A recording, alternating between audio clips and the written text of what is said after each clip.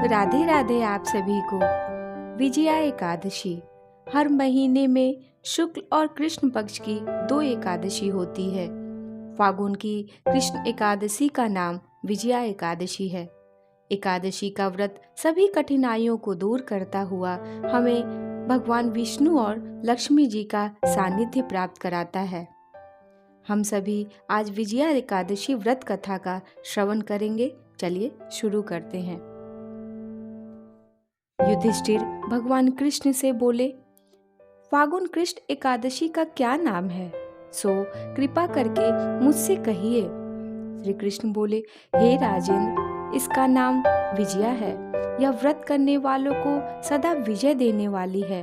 पापों को हरने वाली उत्तम कथा को मैं कहता हूँ, उसे सुनो। जब रामचंद्र जी ने वनवास के समय सीता और लक्ष्मण के साथ पंचवटी में निवास किया तो सीता को रावण हर कर ले गया। उस दुख से रामचंद्र जी बहुत संतप्त हुए। वन में भ्रमण करते हुए वे आसन्न मृत्यु जटायु को देखे और कबंध नामक दैत्य को मारा। रामचंद्र जी से सीता जी का वृतांत कहकर जटायु भी मर गया। फिर रामचंद्र जी की सुग्रीव से मित्रता हो गई और बंदरों की सेना इकट्ठी हुई। फिर हनुमान ने अशोक वाटिका में जानकी जी को देखा। राम जी की अंगूठी सीता जी को देकर बड़ा काम किया। फिर लौटकर सीता जी का सब वृतांत सुनाया। तब रामचंद्र जी ने सुग्रीव की सलाह से लंका को प्रस्थान किया। वानरों के साथ समुद्र तट पर जाकर रामचंद्र जी अथाह समुद्र को देखकर आश्चर्य करने लगे और लक्ष्मण जी से बोले, हे सौमित्र, किस पुण्य से समुद्र को पार किया जाए, क्योंकि मगर और मछलियों से भरा हुआ यह सागर अथाह जल से परिपूर्ण है। मैं ऐसा उपाय नहीं देखता जिससे सुख से पार जा सके।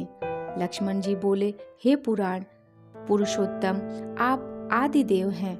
इस द्वीप में एक दालभ्य मुनि रहते हैं। यहाँ से उनका आश्रम 2 कोस है।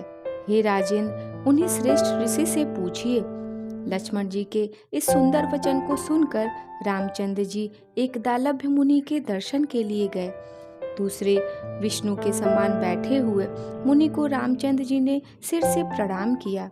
तब रामचंद्र जी को पुराण पुरुषोत्तम जानकर मुनि यह समझ गए कि किस कारण से इन्होंने मनुष्य देह धारण किया है। फिर ऋषि बोले, हे राम, तुम कहाँ से आए हो? रामचंद्र जी बोले, हे मुने, मैं लंका जीतने को अपनी सेना लेकर समुद्र तट पर आया हूँ। आपकी कृपा से समुद्र को पार कर सकूंगा। आप कृपा करके उपाय बताइए। मुनि बोले, हे राम, मैं सब व्रतों में उत्तम व्रत कहूँगा, जिसके करने से तुम्हारी शीघ्र विजय हो जाएगी और राक्षसों सहित लंका को जीतकर विशेष कीर्ति होगी। तुम एकाग्र मन से इस व्रत को करो। फाल्गुन के कृष्ण पक्ष में विजया नाम की एकादशी होती है। उसका व्रत करने से तुम्हारी ही जीत होगी और वानरों समेत समुद्र को पार कर जाओगे। हे राम, इस व्रत की फलदायक विधि को सुनो। एकादशी के दिन प्रातःकाल स्नान करें।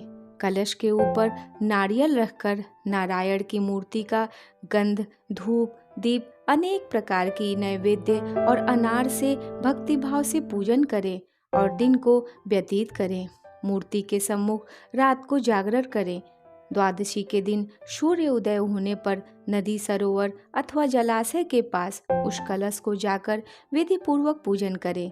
हे राजेंद्र, मूर्ति समेत उस कलश को विद्वान ब्राह्मण को देवें। हे राम, इस विधि से सेना समेत यत्न पूर्वक इस व्रत को करो, इससे तुम्हारी विजय होगी।